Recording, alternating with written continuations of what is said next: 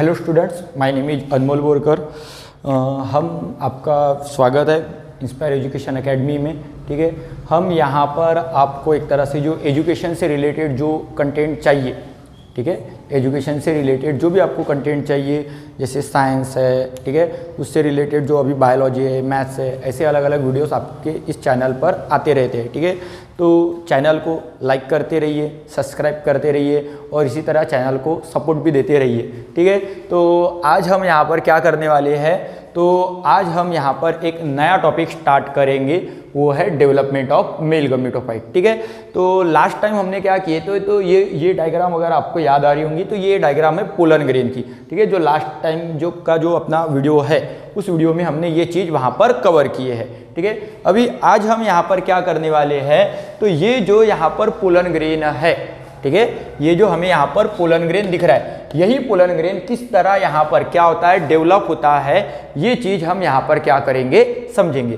तो अगर हमें ये डेवलपमेंट ऑफ पोलन ग्रेन समझना है तो यहाँ पर हमें ये देखना पड़ेगा कि ये जो पोलन ग्रेन है, ये पोलन ग्रेन का क्या है, स्ट्रक्चर है। अभी ये जो पोलन ग्रेन का स्ट्रक्चर हमारे पास है, इस पोलन ग्रेन के स्ट्रक्चर के साथ क्या होगा, तो ये पोलन ग्रेन का स्ट्रक्चर यहाँ पर करता है बेटा माइटोसिस।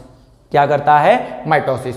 और जब ये पोलन ग्रेन का स्ट्रक्चर यहाँ पर माइटोसिस परफॉर्म करता है, तो माइटोसिस परफॉर्म करने के बाद ये वहाँ पर क्या करेगा, तो ये वहाँ पर इक्वल सेल डिवीजन होता है, लेकिन यहाँ पर अनइक्वल सेल डिवीजन होता है। यहाँ पर इस माइटोसिस में क्या हो रहा है, तो इस माइटोसिस में यहाँ पर अनइक्वल, ठीक है, सेल डिवीजन यहाँ पर हो रहा है। और जब यहाँ पर अनइक्वल सेल डिवीजन होता है, तो इस अनइक्वल सेल डिवीजन की वजह से यहाँ पर दो तरह के सेल यहाँ पर तैयार होते हैं। ठीक है, एक वेजिटेटिव सेल और एक जनरेटिव सेल। ठीक है, अभी जो वेजिटेटिव सेल होती है ये साइज में थोड़ी लार्ज होती है, ये साइज में थोड़ी लार्ज होती है, और जो जनरेटिव सेल होती है वो साइज में थोड़ी स्मॉल होती है।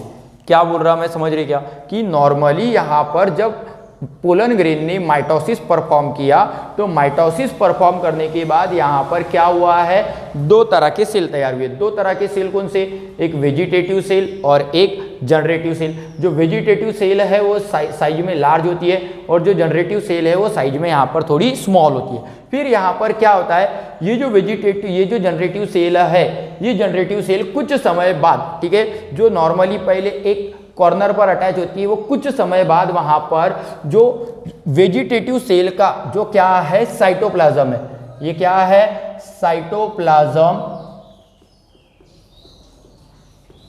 Of vegetative cell.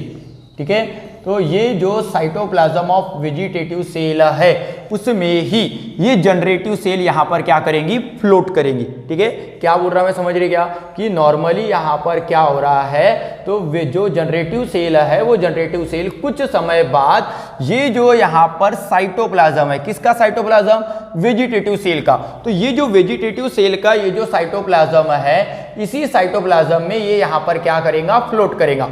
फ्लोट करने के बाद यही अभी जो जनरेटिव सेल है जो फ्लोट कर रही है, ये अभी यहाँ पर ये जनरेटिव सेल यहाँ पर क्या करेंगी, सेकेंड माइटोसिस। और सेकेंड माइटोसिस के वजह से क्या होगा, तो ये जो सेल है अभी यहाँ पर दो अलग अलग सेल तैयार करेंगी, और इन दोनों सेल को अभी हम यहाँ पर बोलेंगे मेल गमीट। क्या बोलेंगे इनको, अभी हम यहाँ पर मेल गमीट। ठीक है, और ये मेल गमीट भी कहाँ पर प्रेजेंट रहेंगे, वेजिटेटिव सेल के साइटोप्लाज्म में। ठीक है, मेल गमीट भी कहाँ पर प्रेजेंट है, तो वेजिटेटिव सेल का ये जो साइटोप्लाज्म है यहाँ पर प्रेजेंट है। अभी उसके बाद क्या होगा, तो ये जो पोलन ग्रेन है, अभी ये पोलन ग्रेन यहाँ पर क्या किया जाएगा, इसका नॉर्मली पॉलिनेशन होगा।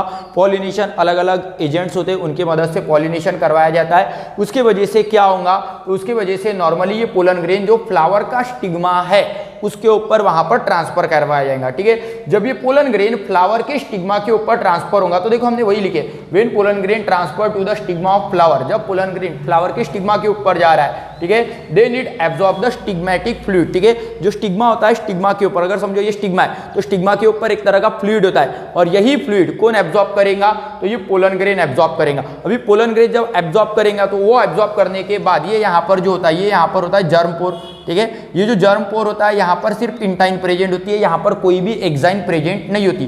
तो ये जो यहाँ पर इंटाइन वाला हिस्सा है, क्योंकि अभी इसने फ्लूइड एब्जॉर्ब किया तो जगह है ही नहीं, तो जगह नहीं है तो ये क्या करेगा, ये जो जर्म पोर होता है, इस जर्म पोर के ऊपर वो वहां पर करता है प्रेशर अप्लाई।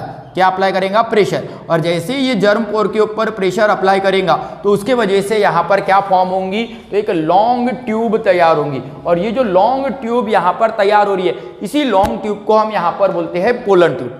क्या बोलते हैं? Pollen tube. अभी ये जो पोलन ट्यूब है, ये पोलन ट्यूब अपने साथ कैरी करेंगे जो दोनों मेल गमीट है उनको कैरी करेगा। और ये जो ट्यूब न्यूक्लियस है, ये ट्यूब न्यूक्लियस यहाँ पर पोलन ट्यूब को वहाँ पर बढ़ने के लिए, ग्रो करने के लिए वहाँ पर हेल्प करेगा।